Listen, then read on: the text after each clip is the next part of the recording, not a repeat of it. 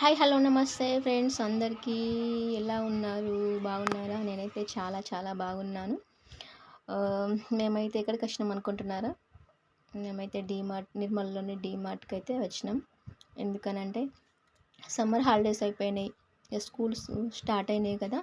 So మా అల్లుడు మా కోడలికైతే ఇక హాస్టల్ వెళ్తారు కదా వాళ్ళు. సో వాళ్ళకి ఏమైనా సరిపడా వస్తువులు అనేసి తీసుకుందాం అనేసి మేమైతే డీమార్ట్కి అయితే వచ్చినాం. సో డీమార్ట్లో అయితే నిర్మల్కి చాలా లాంగ్ ఉంది. సో అక్కడికి వెళ్ళేసినాం. మా సిస్టర్ నేనైతే వెళ్ళినాం. ఇంకా వెళ్తే ఎట్లున్నా ప్రైజెస్ అయితే రీజనబుల్ ఉన్నాయి.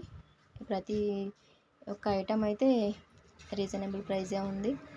సో మేమైతే అన్నీ తీసుకున్నాము. ఎలా ఉంది అనంటే సంపాదించిందంతా ఇలాంటి ఈ మాటలకు వెళ్ళినప్పుడు అయితే సంపాదించిందైతే ఒక్కరోజే ఖర్చు చేసేసి అయితే వచ్చేస్తాను. నెల సంపాదన అయితే ఒక్క రోజులో ఖర్చు అయిపోతుంది, అట్లా ఉంటుంది. సో కొన్ని ఇంట్లో ఐటమ్స్ కూడా తీసుకున్నాను. నేను అయితే ఫుడ్ ఐటమ్స్ తీసుకున్నాను. మా పిల్లలకైతే బట్టలు, స్కూల్ బ్యాగ్స్, వాళ్ళకు పెన్సిళ్ళు, పెన్నులు అవన్నీ తీసుకోగా ఇంకా ఫుడ్ ఐటమ్స్ అయితే తీసుకున్నాను. సో నా కోసం అయితే ఏం తీసుకోలేదు. ఒక 2 టీషర్ట్స్ తప్పించి నేనైతే అసలు ఏం తీసుకోలేదు. ఒకే గంటలో 6,000 రూపాయలు అయితే ఖర్చు చేసి అయితే వచ్చేసిన. నేనైతే 6,000 అనొచ్చు మీరు, కరెక్టే. కానీ అంతా ఒక గంటలో ఖర్చు పెట్టడం అంటే అది ఎట్లా ఉంటుందిగా, అంతే ఉంటుందిగా మనతోని. కష్టపడి సంపాదించేటప్పుడు బాధ తెలుస్తుంది, ఖర్చు పెట్టేటప్పుడు ఎంతలే ఇంతే కదా అనిపిస్తుంది. సంపాదిస్తే మనకు అర్థమవుతుంది కదా. Okay friends, bye.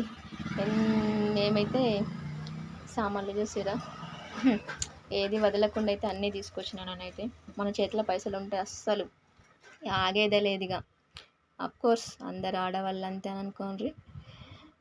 ఏముంది, వస్తువులు అయితే కొనక తప్పదు కదా. మనమైతే ప్రతి వస్తువుకైతే డబ్బుతోటి కొనాల్సిందంతే. ఇక మనం ఎంత సంపాదించినా ఎంత ఖర్చు చేసినా పొట్టకూటి కోసమే కాబట్టి ఇక మన అవసరాల కోసం తప్పదు, అంతే ఇక. సో మేము డీమార్ట్కే ఎందుకు వెళ్ళామనంటే అక్కడ ఇక్కడ తిరగడం కంటే ఒకే దగ్గర అన్నీ దొరుకుతాయి కాబట్టి అందుకనేసి అయితే వెళ్ళినాము. Okay friends.